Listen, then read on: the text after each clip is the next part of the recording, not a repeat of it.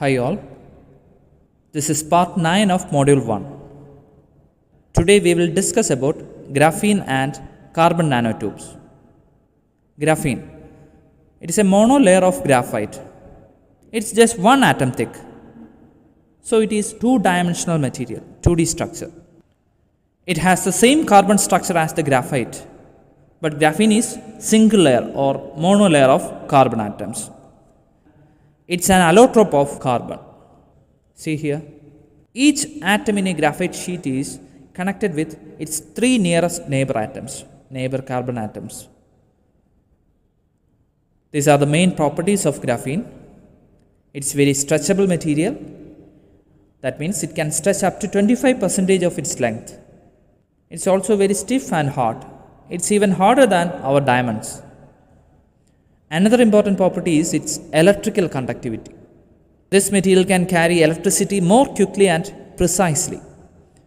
And if we compare it with copper, the current density of graphite is many million times better than that of copper. So we can use these graphene sheets to manufacture superconducting layers. And electrons, when they move through these graphene sheets, they will offer no resistance. So its conductivity rate is much higher than normal metals. Then due to its better intrinsic mobility, it's much better than silicon or germanium. And another important property, it expands when it is cold and it shrinks when it gets warm. It's just opposite to many other materials. Okay. These are some applications. It is used to manufacture batteries because of its electrical retention property. Graphene can function as gas detectors. It is perfect for conducting experiments in high-speed quantum physics. One of its main properties is its flexibility. It's used to produce flexible smartphone displays and other gadgets. Graphene is one of the strongest material and it can be used to enhance the strength of other materials.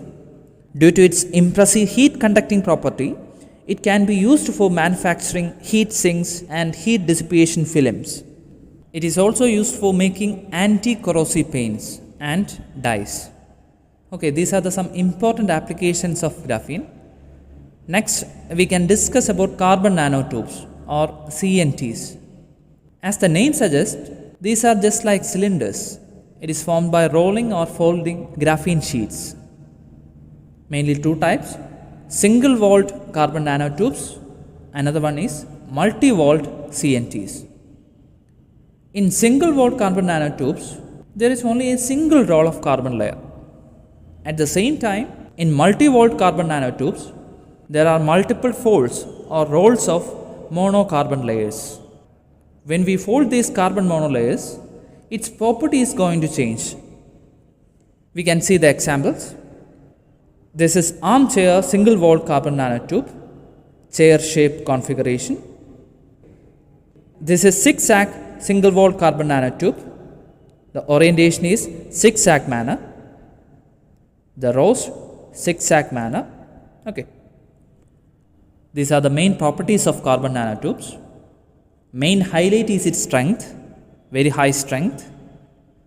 Then weight and density. It is on the lower scale. It is 100 times stronger than steel. Then strength to weight ratio. It is far better than normal materials, normal metals. Then high thermal and electrical conductivity. Just like graphene, these are very elastic, stretchable. They have a low thermal expansion coefficient. Now we can see the applications of carbon nanotubes. It's used to manufacture energy storing devices like batteries, capacitors, the electrodes of capacitors, okay, etc. Then their electrical conductivity is far better and it is used in manufacturing transistors. There is carbon nanotube transistors. Then in molecular electronics, biomedical applications, okay. These are the main applications. You can note down. And you may expect this question in your university examination. Please note it. Okay. Thank you.